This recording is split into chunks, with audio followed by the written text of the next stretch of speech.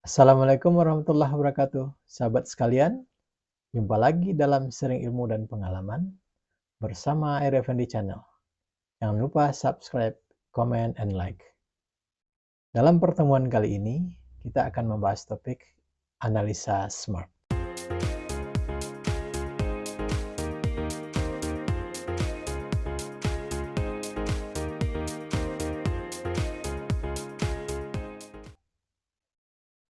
Apa itu analisa SMART? SMART adalah alat atau instrumen yang dapat digunakan dalam menemukan, menyusun, dan menetapkan ide-ide kreatif untuk dijadikan sebuah tindakan, program, atau proyek. Analisa SMART banyak digunakan dalam menciptakan dan mengkreat usaha baru. Tidak jarang, analisa SMART juga dapat digunakan untuk menemukan ide dan gagasan baru dalam berbagai aktivitas lainnya. Dalam kosakata bahasa Inggris, SMART bermakna pintar, bahwa dalam memilih usaha atau menggagas sebuah ide, gunakan kepintaran, sehingga berbagai risiko dapat diantisipasi dan diminimalisir sedini mungkin, serta melakukan prediksi dan proyeksi terhadap keuntungan atau kemanfaatan yang akan didapatkan atau diharapkan. SMART merupakan akronim dari kata specific, measurable, achievable, relevant, dan time-bound goals. Bahwa dalam membangun sebuah gagasan baru, hendaklah memenuhi 5 unsur, yaitu spesifik, terukur, dapat dicapai, relevan, dan ada batas waktu yang jelas dalam pelaksanaannya, sehingga gagasan dapat diterima atau dipahami, operasional dan orisinil.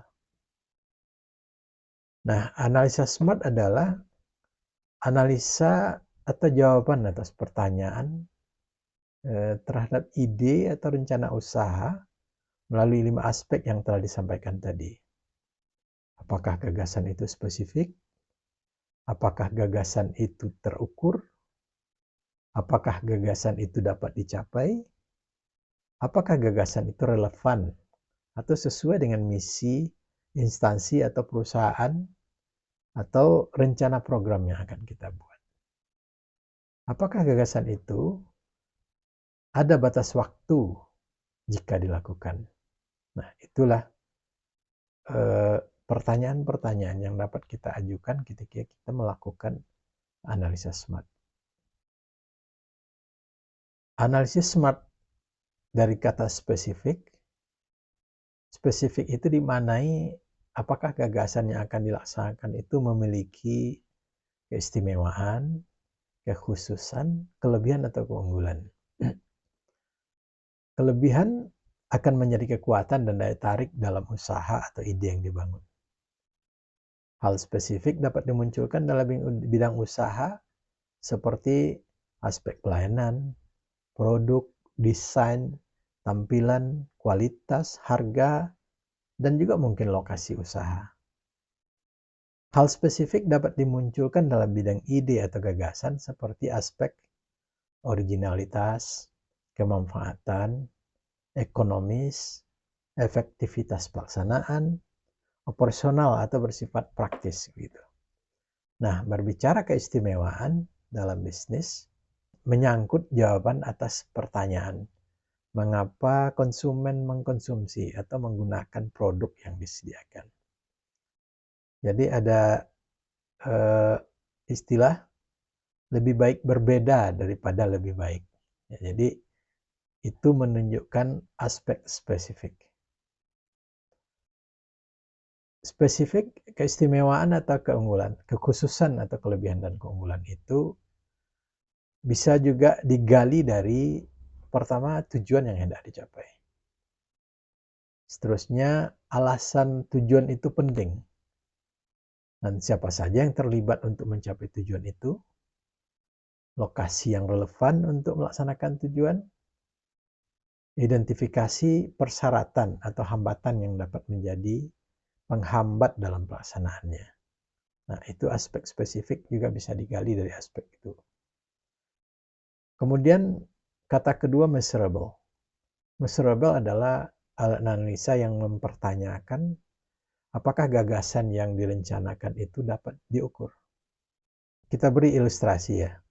Membuka usaha penjualan pakaian anak SD dengan modal yang tidak terlalu besar, maka akan memperoleh pendapatan dan keuntungan yang tinggi dan meningkatkan kesejahteraan. Nah, statement ini tidak dapat diukur. Tetapi kalau ilustrasinya begini, 20% dari pangsa pasar pakaian anak SD sebanyak 10.000 murid dapat diraih sehingga terjual 2.000 potong pakaian dalam 3 bulan. Keuntungan bersih setiap potong pakaian sebesar Rp3.000. Maka dalam waktu 3 bulan diperoleh keuntungan Rp6 juta. Sementara untuk membeli 2.000 potong pakaian dengan masa jual 3 bulan dibutuhkan modal sebesar 24 juta. Nah, ini terukur. Bisa kita bandingkan ya, sahabat sekalian, mana rencana yang terukur dan mana yang tidak terukur dengan ilustrasi yang kita sampaikan tadi. Dengan dilaksanakannya pelatihan, ini ilustrasi lainnya. Dengan dilaksanakannya pelatihan administrasi bagi pegawai, maka akan meningkatkan pelayanan sehingga bagi masyarakat yang berurusan akan merasa puas. Nah, ini tidak terukur kalau kita menyampaikan ide atau gagasan dengan bahasa seperti ini. Bahasa lainnya misalnya pelatihan administrasi yang dilaksanakan akan melatih 60 orang pegawai yang nantinya ditempatkan di 60 kantor, maka akan terdapat 60 orang tenaga terampil sehingga durasi pelayanan kepada masyarakat dapat diperpendek dari 1 minggu menjadi 1 hari. Nah, ini kalimat yang bisa diukur. Jadi dalam menggunakan analisa measurable tidak abstrak dan tidak berandai-andai. Nah, itu measurable.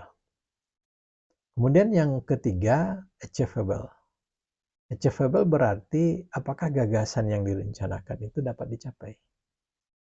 Dapat dicapai itu berpatokan kepada sumber daya yang dimiliki. Seperti kompetensi SDM yang cukup, ruang dan waktu yang memadai, kesiapan dana atau modal, lingkungan eksternal mendukung seperti pangsa pasar, kompetitor, dan kemudian jaringan yang kuat. Jadi kita artikan dapat dicapai itu adalah ide gagasan yang bersifat realistis. Nah, itu kunci daripada achievable atau yang dapat dicapai. Dalam bahasan ini saya ingin mencoba menyampaikan ilustrasi terhadap analisis achievable, analisis SMART kata achievable dengan contoh berikut ini. Pak Suseno terampil membuat perabot, berpengalaman bekerja pada perusahaan mebel selama 3 tahun. Ada modal sebesar 20 juta dan mencukupi untuk modal awal pendirian usaha pembuatan perabot. 2 orang anak lelakinya tamatan STM bidang bangunan dan mebel. Pangsa pasar perabot masih belum jenuh dan tingkat permintaan masih tinggi. Selama bekerja pada perusahaan mebel, Pak Suseno juga sering dilibatkan pada bidang pemasaran.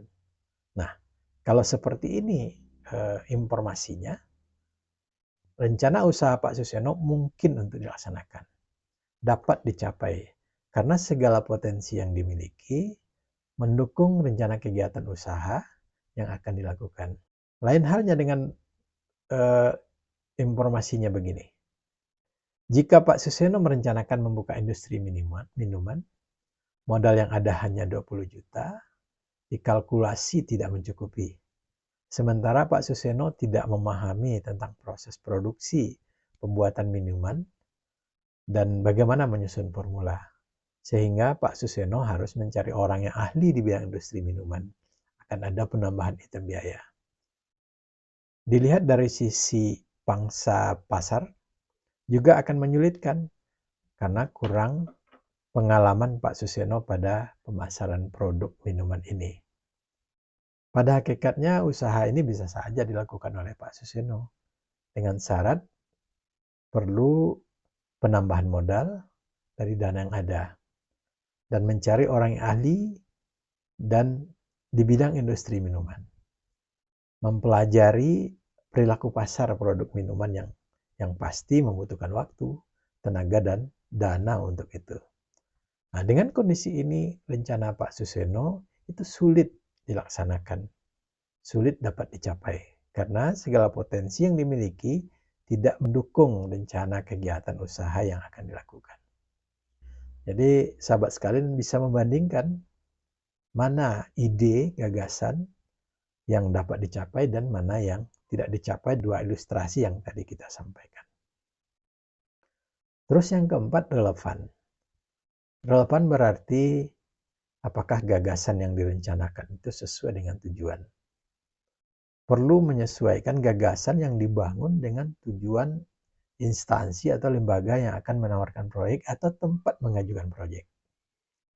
Bahwa gagasan yang diajukan sesuai dengan misi lembaga, gagasan yang diajukan relevan dengan waktu dan keadaan, pelaksanaan gagasan konsisten untuk mewujudkan satu atau lebih nilai inti lembaga.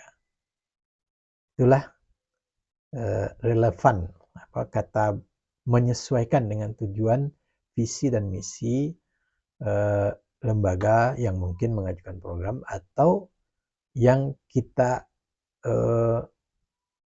diminta untuk memasukkan program. Kemudian yang terakhir, time bound goals. Berarti apakah gagasan yang direncanakan ada batas waktunya. Jadi yang harus dilakukan adalah penyusunan time schedule yang realistis dalam pelaksanaan ide. Kemudian susun time schedule dengan kerangka tahapan atau milestone, tolok ukur waktu yang jelas untuk membuat pekerjaan tidak dilakukan secara maraton dan secara acak-acakan. Jadi ada batas-batas. Milestone itu adalah tolok ukur ya. Kalau kita penggal-penggal, kalau kita akan menuju ke suatu tempat, di jalanan itu kita melihat ada batu kilometer. Nah, itu seperti dapat kita analogikan, itulah dia milestone gitu. Kemudian pelaksanaan gagasan konsisten untuk mewujudkan satu atau lebih nilai inti lembaga. Nah, ini yang disebut dengan time bound goals. Nah, apa manfaat dari analisis SMART ini? Manfaat melakukan analisis SMART itu pertama memperjelas visi akhir gagasan. Kemudian mendorong untuk fokus pada pelaksanaan. Selanjutnya memastikan pelaksanaan gagasan. Terus disiplin dalam pelaksanaan gagasan, mengingatkan pada prioritas, memudahkan mengidentifikasi target yang tertinggal, dan membagi target atau tujuan besar menjadi target tujuan kecil yang bisa dicapai. Nah, itulah manfaat daripada analisa SMART. Demikian sahabat sekalian, semoga bermanfaat. Jangan lupa subscribe, comment, and like. Dan ikuti terus RFND Channel dalam sering ilmu dan pengalaman. Terima kasih. Wassalam.